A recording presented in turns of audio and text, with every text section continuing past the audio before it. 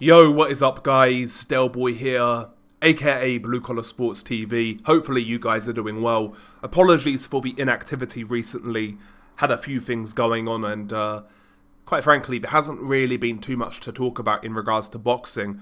There's been a couple of videos I would have liked to have made, but you know, the time has gone for those, I'm afraid. But I've just caught up with the boxing from this previous weekend. In regards to the card in America, Ammo Williams was headlining against Patrice Volney at middleweight. Decent fight. Ammo Williams got the decision. But on the undercard, we saw the return of Edgar Berlanga. And I have to level with you guys. Edgar Berlanga is one of those fighters in boxing who just leaves a really bad taste in my mouth. Pause. For me, one of those guys who's condo living out of boxing. He amassed a record under top rank of like 15, 18 fights, whatever it was, all first round knockouts. I think it was like 15 fights, all first round knockouts, fighting absolute cream puffs. Of course, Berlanga was massive at 168, is massive at 168.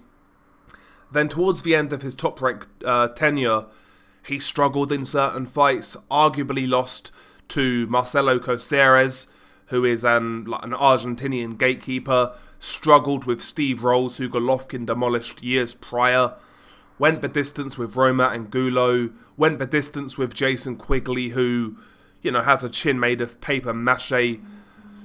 Several unimpressive performances in a row from Berlanga. He signed with Matchroom and DAZN. Again, got a couple of no-hopers, Padre McCrory being one. And he basically, due to his record, and I guess him being Puerto Rican, he can sell a few tickets in New York. He got the Canelo fight, and for me that was one of the sort of biggest cherry picks in recent times in Canelo's career. Just a guy completely undeserving of a title shot, and on the night, for me, Berlanga never really tried. He never really came to fight.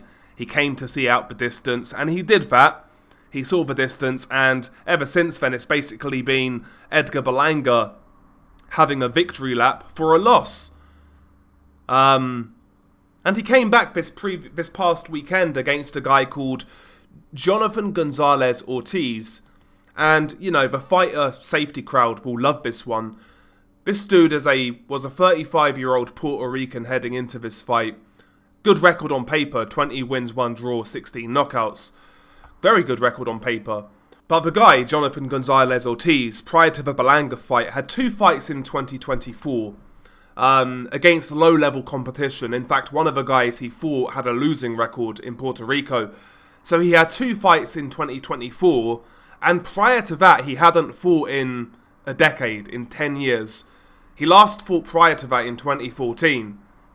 And he turned up in this Berlanga fight looking like an absolute state. If he's a professional athlete, then there's hope for us all, because I don't understand how you can make a weight like 168 and still look like a fat piece of crap. He looked like a bowl of melted ice cream on a hot summer's day. He looked like chewed bubblegum. His body composition looked hideous. And I know boxing isn't a bodybuilding contest, right? But you could tell this guy was unfit. You could tell this guy was there for a payday, and the fight itself was a complete mismatch and an absolute farce. How this guy was even passed by the commission, this fight was in Orlando. How this guy was passed by the commission is embarrassing. And by the way, Edgar Berlanga missed weight as well. This dude somehow made weight looking like absolute shit, looking like a fat tub of lard, and Berlanga still missed weight. And the fight still went ahead against an overmatched, unfit guy who hadn't fought in 10 years. They still let this fight continue. And Eddie Hearn, the promoter of this event, you know, when something does go wrong, he likes to shed those crocodile tears on camera, acting like he cares, but if he cared, then he would not have made this fight. This was quite frankly dangerous matchmaking. You know, Berlanga's coming off a loss, so fair enough, you give him a tune-up fight, but you give him a guy who can throw a few shots back, who can go a few rounds, who can take the power, you know, who's fought at a somewhat decent level. You know, that's what a tune-up guy should be. That's what a comeback opponent should be. Not this guy, who was basically a crash test dummy, a sacrificial lamb. And he got knocked out in a round. He got dropped 3 times heavily, I think, and he got stopped. And this is Edgar Berlanga's career in a nutshell. Just the most carefully selected, hand-picked opponents. And on the back of that, he'll get big fights. To make matters worse, after this fight, after this win, he called out Canelo for a rematch. Can you believe it? Like, the gall on some of these fighters, the entitlement that some of these fighters show is insane to me. Absolutely insane. The guy needs to rebuild. The guy needs to fight some domestic competition in America. He needs to fight guys in and around his level to actually prove himself. Because everything that Berlanga's had in his career so far has been handed to him. Berlanga's career is one of the most manufactured in boxing today. In terms of like prominent fighters or well-known fighters, Berlanga's career has been the most fraudulent, arguably.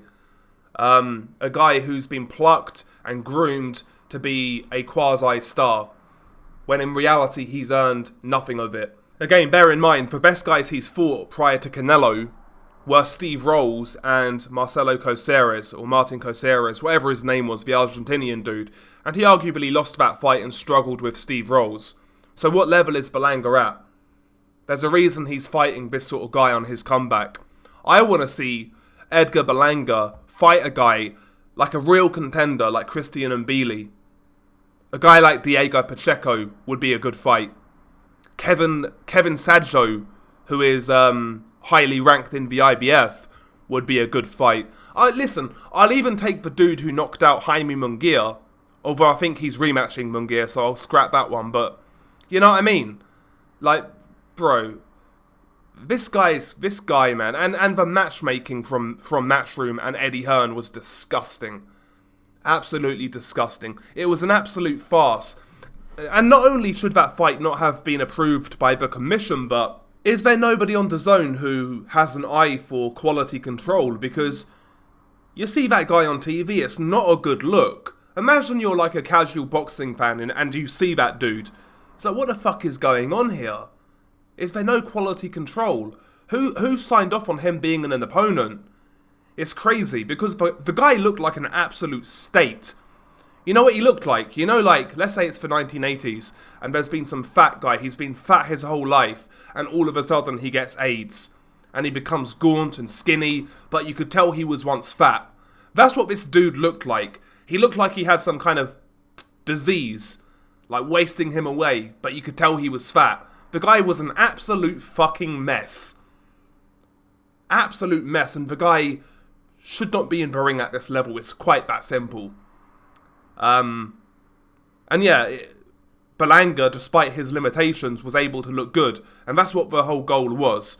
Again, this dude was a crash test dummy. He was literally a sacrifice, you know, to make Berlanga look good, because anybody who's got a pulse, or like even a very light pulse, is probably going to make Berlanga struggle a little bit. And we've seen that in Berlanga's career. You know, guys who are not at world level, who have some ambition, give this guy fits. So they can't even risk that sort of an opponent for Edgar Berlanga. But the whole occasion was a farce. And guess what? The fighter safety crowd was silent. The boxing media were silent. Bear in mind, Edgar Berlanga also missed weight. So he's fighting this overmatched guy who's unfit. Plus he's overweight. The whole thing was a farce from start to finish. And it was one of the most cynical pieces of matchmaking I've seen in quite some time. At like, for an elite top level promoter. And for me that should have been called out. But of course, you know, we know what boxing media are at this point in time. But yeah, embarrassing. What a waste of a TV slot. What a waste. Edgar Berlanga, man, he is, he's a parasite on boxing, you know, just sucking up what he can without really giving back. That's essentially what Edgar Berlanga is, as far as I'm concerned. You know, complete and utter hype, not even a hype job, just a fraud. Just a complete fraud. And yeah, that what I saw that past weekend was utterly disgusting. Utterly disgusting. But anyway, share your thoughts below. Being your guy, Del Boy. Peace.